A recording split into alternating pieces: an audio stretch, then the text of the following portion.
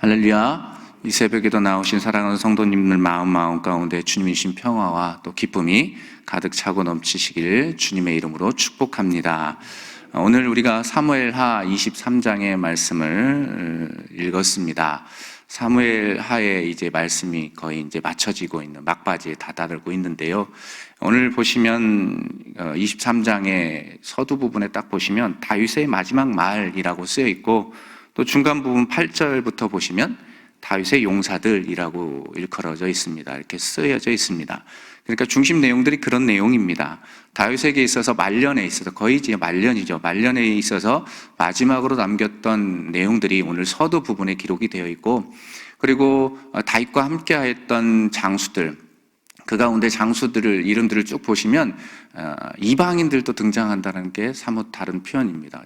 어쨌든 이방인들과 함께하면서 택한 이스라엘 백성들만 함께한 것이 아니라 이방인들도 다윗과 함께하면서 전장에서 용맹스럽게 또 하나님의 놀라운 은혜들을 또 감당했던 것을 보게 됩니다. 그 내용들이 후반부에 8절부터 쭉 이어져서 37명의 용사들이 언급이 되고 있습니다. 이러한 내용들을 중심으로 해서 이 새벽에 좀 깊이 있게 좀 상고할 것은 두 가지 영적인 교훈을 깨닫게 된다는 것입니다. 첫 번째는 하나님을 높이는 자, 그는 하나님께 인정받고 높임을 받는다라는 것이죠. 1절 말씀 함께 보실까요? 1절 말씀 함께 보시겠습니다. 이는 다윗의 마지막 말이라. 이새의 아들 다윗이 말하며 높이 세워진 자, 야곱의 하나님께로부터 기름 부음을 받은 자, 이스라엘의 노래 잘하는 자가 말하노라. 아멘. 본절에서 보면 다윗은 자신을 일컬어서 무엇라고 이야기합니까? 높이 세워진 자라고 표현하고 있고요. 또 야곱의 하나님께로부터 기름을 부음 받은 자라고 표현하고 있습니다. 여기서 우리가 주목해서 볼 표현들이 이런 내용들인데요. 높이 세워졌다는 것은 무엇을 이야기합니까?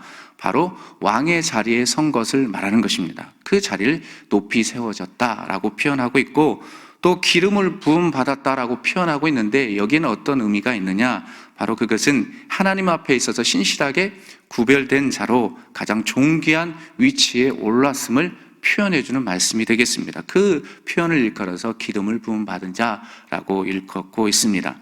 그렇습니다. 여러분, 어찌 보면 이 다윗의 모습들을 한번 떠올려 보십시오. 그가 어떤 삶을 살았습니까? 어린 시절부터 하나님을 온전히 만나고 또 경험하면서 왕의 자리에 오르기까지의 삶들을 한번 머릿속에 그려보십시오. 그의 삶이 순탄하고 평탄했습니까? 결코 아니지요. 그리고 얼마나 그가 위대한 하나님의 아들이었나요? 그것 아니지 않습니까? 정말로 볼품없던 목동이었던, 비천한 목동에 불과했던 다윗이었습니다. 그런데 하나님께서 그를 사람 앞에서 존귀하게 하셨습니다. 존귀하게 하셨고 높이 세워주셨습니다. 자, 그렇다면 이처럼 하나님께로부터, 다윗이 이렇게 하나님께로부터 높임을 받고 영광스러운 사람이 될 수 있었던 비결이 무엇일까? 그 비결이 무엇일까요? 바로 그 비결을 1절, 오늘 우리가 읽었던 1절 하반절에 그렇게 잘 증거해주고 있습니다. 뭐라고 이야기하냐면 그가 이스라엘의 노래 잘하는 자였다라고 표현하고 있습니다. 그가 다윗이 이스라엘의 노래를 잘하는 자였다라고 표현하고 있는 것이죠. 이것을 좀 다시 말하면 다윗은 하나님을 항상 찬양하며 그분을 높이는 삶을 살았던 인물이었다라고 증거해주는 말씀이 되겠습니다. 그를 일컬어서 이스라엘의 노래 잘하는 자라고 표현하고 있는 것이죠. 정말로 그러한 삶들을 살아냈기 때문에, 그러한 은혜들을 살아냈기 때문에 하나님께서 그를 순식간에, 그가 살아가는 길이 그리 평탄치 않았지만 그래도 한순간에 하나님께서 이렇게 들어 세우셨습니다. 높이 세웠다라는 것이죠. 참으로 은혜로운 말씀, 또 은혜로운 하나님의 역사 아니겠습니까? 뿐만 아니라 하나님께서 그렇게 인정받고 하나님께서 그렇게 높이 들어 쓰셨는데, 뿐만 아니라 그걸 더 뛰어넘어서 많은 이들에게 인정받는 왕으로 하나님께서 세워주셨다는 것이죠. 자기가 하고 싶어서 그렇게 인정받는 왕으로 세운 것이 아니라 하나님께서 그를 높이 들어 세우셨습니다. 그렇습니다. 삶의 자리에서 항상 하나님을 높이는 자, 결코 하나님을 실망시키지 않으십니다. 그를 들어 쓰시는 하나님이시죠. 신실하게 하나님을 높이며 하나님을 예배하는 이들에게 실망시키지 않으시고, 더욱 풍성한 은혜들로 채워주시는 분이 바로 전능하신 하나님 엘샤다이 하나님 아니시겠습니까? 사랑하는 여러분, 그렇다면 이러한 모습들이 다윗 속에만 있는 것일까요? 아니지요. 성경의 여러 곳곳에서 이러한 모습들이 등장합니다. 여러분, 요셉을 한번 떠올려 보십시오. 하나님은 정말로 당신을 높이고 하나님 뜻대로 살고자 몸부림쳤던 요셉을 어땠습니까? 그가 정말로 종살이하면서 형들 때문에 팔려갔을 때 그런 모습들 떠올려 보십시오. 하지만 그 가운데서도 하나님을 향한 열정은 버리지 않았습니다. 어찌 보면 그 자신이 겪고 있는 상황 가운데 하나님께서 나를 버려두셨다라고 생각할 수 있었지만 그도 신실하게 그 상황 속에서 하나님을 바라보며 올곧게 살아갔습니다. 그랬더니 하나님의 때가 되어 지극히 높여주셨습니다. 높은 자리에 오르게 하셨지 않습니까? 우직하게 하나님을 높이며 살아가는 자들에게 그런 은혜를 베풀어 주셨습니다. 요셉에게 말이죠. 그리고 요셉은 많은 사람들에게 인정받는 귀한 총리가 또 되게 하셨던 것을 우리가 볼 수 있습니다. 이 구약에 있어서 요셉이 있다면 신약에 있어서 예수님을 또 들 수 있을 것 같습니다. 예수님에서의 그 모습 속에서도 그 의미를 찾을 수 있습니다. 주님은 하나님의 뜻을 따라 당신의 생명을 십자가 위에 버리시기까지 순종하셨습니다. 그러자 하나님은 당신의 독생자 예수 그리스도를 그냥 내버려 두지 않으셨습니다. 약속대로 다시 살리셨습니다. 약속대로 다시 살리셨습니다. 뿐만 아니라 하나님의 영광의 보좌 우편에 앉게 하셨습니다.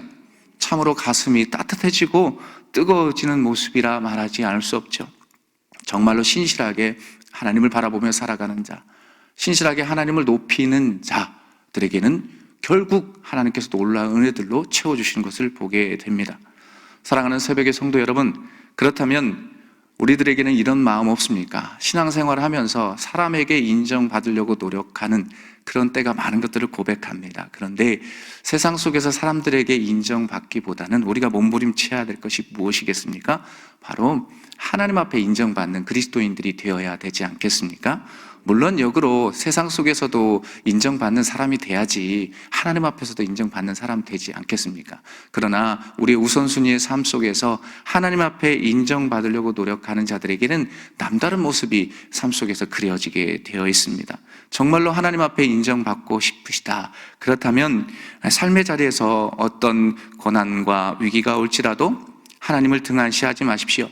그리고 원망하는 일, 또 예배하는 일들을 게을리하지 마십시오. 오히려 철저하게 하나님을 붙잡으십시오. 철저하게 하나님을 붙잡고 하나님을 바라보며 나아가십시오. 오늘 다윗의 모습, 다윗이 여기까지 마지막까지 달라오면서 이런 이야기를 할 때는 그게 쉬웠을까요? 다윗처럼 우리는 다윗을 닮아가겠다라고 늘 결단하고 또 결단하는데 여러분 진짜 다윗을 닮고 싶으십니까? 그런데요, 그게 쉽진 않아요. 왜 그렇습니까? 다윗의 여정을 한번 떠올려 보십시오. 여러분의 자녀들이 여러분들을 죽이려고 하고 배반하고 쫓아내려고 한다면 그것만큼 얼마나 가슴 아프게 일이 아닐 수 없잖아요. 얼마나 고통스럽겠습니까? 그 밖에 여러 가지 순탄하지 않은 길, 오해받아서 도망치는 삶들을 살아야 되는데 그러한 삶들을 살아내겠다라고요? 결국 그것은 쉬운 일이 아닙니다. 쉬운 일이 아닙니다. 고난과 아픔의 시간이 있었기 때문에 다윗이 이러한 고백을 할 수 있는 것입니다. 우리의 삶도 마찬가지입니다. 때론 이 다윗이 걸었던 이 광야의 길을 동일하게 우리들도 걸어야 할 때가 있을 것입니다. 외롭고 또 처절하게 1대1의 하나님의 관계 속에서 살아가야 할 때가 있을 것입니다. 사람들에게 오해받고 또 오해받을 때도 있을 것입니다. 그러나 그 가운데서도 삶을 포기하지 마십시오. 오늘 다윗이 그랬습니다. 삶을 포기하지 않고 우직하게 끝까지 달려왔습니다. 때론 겸손하게 하나님 앞에 무릎 꿇고 정말로 기도하면서 모든 것들 내려놓고 신실하게 걸어갔던 다윗의 모습들을 정말로 떠올리 보시면서 우리 또 그렇게 살아가겠다고 결단하시길 바랍니다. 그렇게 결단하실 때에 하나님께 정말 신실하게 인정받는 그리스도인 되게 하실 줄 믿습니다.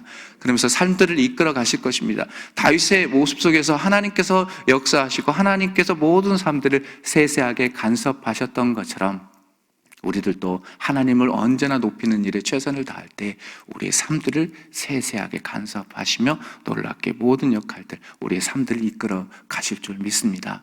이 새벽에 기도하실 때도 그런 은혜들을 기대하시면서 기도하시길 바랍니다. 오 하나님, 하나님을 온전히 높여드립니다. 내가 주인 삼았던 모든 것들을 내려놓고 주님을 높여드리오니 우리의 삶을 이끌어 주시라고, 그렇게 기도할 때에 우리 세상 가운데 그런 삶들을 살아내게 하실 줄 믿습니다.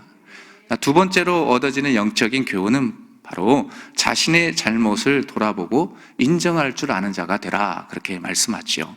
14절에서 16절 말씀을 보시면 쭉 눈으로 한번 보십시오. 거기 보시면 다윗이 전장에서 적군인 블레셋이 진치고 있는 베들레헴, 그러니까 베들레헴은 자기 고향이지 않습니까? 베들레헴 성문 곁에 있는 우물물을 그리워합니다. 그러니까 사실은 그리워하면서 이야기하기를 15절 말씀 보면 이렇게 증가하는데요. 보십시오. 다윗이 소원하여 이르되 베들레헴 성문 곁 우물물을 누가 내게 마시게 할까 하매 라고 고백하고 있습니다. 이거는 그냥 자신이 선포했던 말이 아니고 그냥 푸념하듯 내 삶이 왜 이래 라고 푸념하듯 그냥 이야기한 겁니다. 그냥 누가 듣든지 아니 듣든지 그냥 이야기한 것입니다. 누가 나를 저기에 있는 물을 좀 먹게 할까라는 이런 혼잣말로 한 것이거든요. 혼잣말로. 사실 이렇게 혼잣말로 한 데에는 고향에 대한 어떤 그리움들이 그 내면 가운데 자리 잡고 있었기 때문입니다. 고향을 좀 가고 싶고 고향에 적군인 블레셋 사람들이 진치고 있으니까 너무나도 괴로웠던 것이죠. 어쨌든 이러한 혼잣말을 하고 있을 때에 3명의 용사들 그것을 듣습니다. 듣고 다윗이 사실은 시킨 것도 아닌데 그것을 듣고 베들레헴으로 달려가서 우물물을 길러가지고 다윗에게 오지요. 하지만 다윗은 어떻습니까? 그 물 마시기를 기뻐하지 아니했다라고 성경에선 증거합니다. 오히려 그 물을 여호와께 부어드리겠다라고 고백하고 있습니다. 왜냐하면 또 왜 그럴까요? 왜 그렇게 이런 고백과 결단을 할 수밖에 없었을까요? 그것은 다윗의 그릇된 그 행동 또 언어적 표현으로 인해서 아까운 젊은 사람들이 크나큰 위험에 빠질 뻔했기 때문입니다. 정말로 군사력에 있어서 중차대한 역할들을 감당했던 새 용사들이었던 것이죠. 만약 이 3명의 용사들이 물을 뜨지 않고 적군에게 발각되어 잡혔다라고 생각해 보십시오. 생명을 잃었을 것뿐만 아니라 다윗에게 있었던 그 군사들에게서 사기가 엄청 떨어졌을 것이 불을보듯 뻔한 일 아니겠습니까? 결국 이러한 일로 인해 자신의 잘못을 인식하고 있었던 다윗, 마음에 찔림이 있었던 것입니다. 마음의 찔림이. 그렇게 17절 하반절 보면 이렇게 고백하지요. 여호와여, 내가 나를 위하여 결탄코 이런 일을 하지 아니하리이다. 여호와여, 내가 나를 위하여 결탄코 이런 일을 하지 아니하리이다 라고 고백하고 있습니다. 즉 다시 말하면 다윗은 물을 마시기를 두려워하면서 절대 자신의 마음과 욕심대로 그것을 쓰지 않겠다라고 결단하면서 회개하고 있는 표현이 여기에 담겨져 있는 것입니다. 그리고 다윗은 많은 사람들 앞에서 자신의 잘못된 행동을 말하면서 그렇게 드러내고 있는 표현이 오늘 본문 말씀 속에 기록되어져 있습니다. 참으로 하나님 앞에 신실한 자, 또 하나님 앞에서 마음에 합한 자라고 일컬음을 받을 만한 다윗입니다. 참으로 멋진 왕 아닙니까? 또한 이 모습들을 봤을 다윗의 부하들의 모습들을 한번 떠올려 보십시오. 과거에 있어서 다윗이 큰 실수를 하지 않습니까? 다윗 하면 딱 떠오르는 사건이 무엇입니까? 밧세바를 취했던 그 사건 아니겠습니까? 그때는 그것을 덮으려고 애썼던 다윗이었습니다. 부하들이, 그의 신하들이 그것을 몰랐을까요? 알았을 것이지만 말하지 않았을 것이 분명하죠. 어쨌든 그 당시에 초기에는 모든 것들을 덮어버리려고 했던 사람이 다윗이었습니다. 자기의 허물들을 덮으려고. 하지만 오늘 본문 속에서는 그러하지 않습니다. 과거의 죄악된 습관들을 기억하고 있었기 때문에, 죄악된 모습들을 기억하고 있었기 때문에 이제 다시 그렇게 살아가지 않겠다라고 결단하면서 이제 자신의 잘못된 행동들을 돌아보면서 성찰하고 있는 거죠. 내면을 들여다보고 있는 겁니다. 참으로 멋진 왕입니다. 자, 이러한 모습들을 세상에 있는 자신의 부하들이 보았다. 이것을 자신의 부하들이 보았다면 하나님 아버지의 마음은 어땠을 것 같습니까? 참으로 기뻤을 것 같지 않습니까? 과거에 그렇게 살아갔던 다윗이었는데 노년이 되니까 완전히 변화되었다. 삶 속에서 어떤 행위에 대한 어떤 열매들이 보이는구나 라고 했던 그런 마음이 드셨을 것 같습니다. 그래서 하나님도 엄청 기뻤을 것이 분명하죠. 사랑하는 여러분, 보편적으로 사람들 어떻습니까? 자신의 실수와 잘못들 하면 그것을 정말로 덮어두려고 하고 또 회피하기에 급급한 것이 우리의 인간적인 마음 아닙니까? 하물며 일국의 왕이 된 사람이 여러 사람들 앞에서 자신의 치부, 자신의 잘못을 시인한다는 것, 그것이 쉬운 일일까요? 오늘날의 대한민국의 정치 현상을 봐도 그렇지 않습니까? 결코 쉽지 않습니다. 참으로 어려운 일이었을 것이 분명합니다.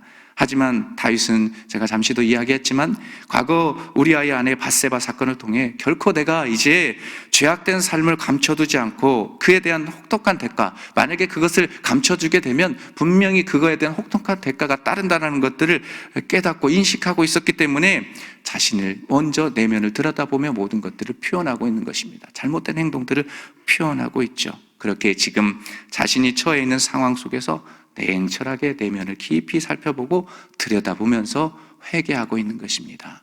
나 때문에 저들이 죽을 수 있었다는 것, 나의 잘못된 입술과 행동 때문에 저들에게 위기가 찾아올 수 있었다는 것, 저들이 목숨 걸고 나갔다는 것, 하나님 용서해 주십시오 라고 고백하고 있는 것이죠. 사랑하는 새벽의 성도 여러분, 세상을 살아가다 보면 우리의 그릇된 행동으로 인해 이웃에게 피해주고 또 때로는 손해를 입을 때가 있습니다. 우리의 이기적인 욕심을 통해서 그렇게 할 때가 있죠. 그때에 오늘 하나님께서 저와 여러분들에게 주셨던 오늘 본문의 말씀을 탁 하고 떠올리셨으면 좋겠습니다. 다윗의 신앙의 모습이 딱 하고 머릿속에 그리고 또 이렇게 지나갔으면 좋겠습니다. 자신의 잘못을 인정하며 회개할 줄 아는 다윗 말입니다. 그리고 내면을 깊이 있게 들여다보면서 문제의 근원이 남에게 있다. 남 탓하고 핑계하면서 저주하고 욕하는 것이 아니라 먼저 우리 자신이 어떠한 행동을 했는지를 점검하면서 정말로 하나님 앞에 신실하게 서 있으려고 몸부림치는 저와 여러분들 되시길 바랍니다. 비로소 그렇게 할 때 하나님께서는 우리의 삶을 인정하시고 우리의 잘못된 삶들, 그러면서 그렇게 회개하는 이들에게 용서해 주시고 또 용서해 주시며 하나님의 백성다운 그런 삶들을 살아내게 하실 줄 믿습니다. 그래서 형통의 삶이 무엇입니까? 형통의 삶은 잘되고 복받고 하는 것보다 더 중요한 것은 하나님과 동행하는 삶 그 자체가 형통의 삶입니다. 거룩하게 성결하게 살아가는 자들에게 하나님께서 함께 하시면서 우리 인생길을 밝히 비춰주실 것입니다. 그렇기 때문에 우리의 내면을 먼저 항상 어떠한 일이 있든지 간에 내면을 깊이 들여다보는 멋진 그리스도인 되시길 주님의 이름으로 간절히 축복합니다.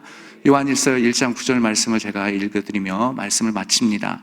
만일 우리가 우리 죄를 자백하면 그는 미쁘시고 의로우사 우리 죄를 사하시며 우리를 모든 불의에서 깨끗하게 하실 것이요. 아멘. 이러한 말씀의 은혜들이 우리의 삶 속에서 가득가득 흘러넘치시길 주님의 이름으로 다시 한번 축복합니다. 아멘. 이 시간 함께 기도하도록 하겠습니다. 우리 이 시간 함께 기도할 때 오늘 주신 말씀을 한번 마음속에 한번 그려보시고 머릿속에도 그려보시길 바랍니다. 하나님을 높이는 자, 하나님께 인정받고 높임을 받습니다. 그리고 세상 속에 살아갈 때 우리가 잘못하고 실수하는 일들 많습니다. 먼저 우리 자신을 돌아보게 해주십시오. 남 탓하기 이전에 우리 내면을 깊이 돌아볼 수 있는 우리가 될 수 있도록 도와주시라고, 또 여러분의 있는 삶의 여러 가지 문제, 사랑하는 성도님들 가운데 어려움 가운데 있는 하나님의 백성들, 저 러시아의 전쟁으로 인해 여러 가지 힘들어하는 우크라이나에 있는 많은 백성들을 위해 함께 이 시간 주여 한번 외치고 기도하도록 하겠습니다. 주여! 하나님 아버지, 하나님 귀한 말씀을 통해서 한번 우리 내면을 점검케 하신 하나님 감사합니다. 하나님을 높이는 자, 하나님께 인정받고 높임을 받게 되어 있습니다. 그러한 삶들을 살아낸다는 것이 결코 쉬운 일이 아닙니다. 고난의 삶들도 있습니다. 고통의 터널을 지나야 할 때가 있을 것입니다. 세상 사람들부터 오해받을 때가 있을 것입니다. 그래도 오직하게 주님이 걸으셨던 그 십자가의 길을 하나님 묵묵히 걸어갈 수 있는 우리가 되게 해 주옵소서. 묵묵히 주님이 걸으셨던 그 길을 걸어가게 하여 주옵소서. 하나님 아버지, 우리의 인생길 가운데 살아가면서 나의 잘못된 행동, 그릇된 행동들 때문에 이웃에게 마음 아프게 하고 이웃에게 위기를 줄 수 있고 이웃에게 피해를 줄 수 있습니다. 그때에 하나님, 우리 자신의 잘못을 먼저 돌아보고 인정할 줄 아는 내가 되게 하여 주옵소서.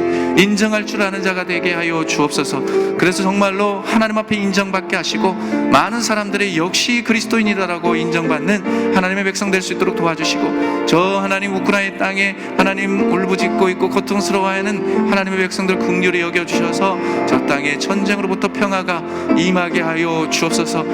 휴전 상태라고 하고 기사들이 뜨고 있지만 그래도 하나님 은혜 가운데 하나님이 주신 평화가 그 땅에 임하게 하여 주옵소서. 오 하나님, 사랑하는 이 제자광송교에 있는 많은 권속들 가운데 근심 걱정 무거운 짐들을 다 내려놓게 하여 주옵소서.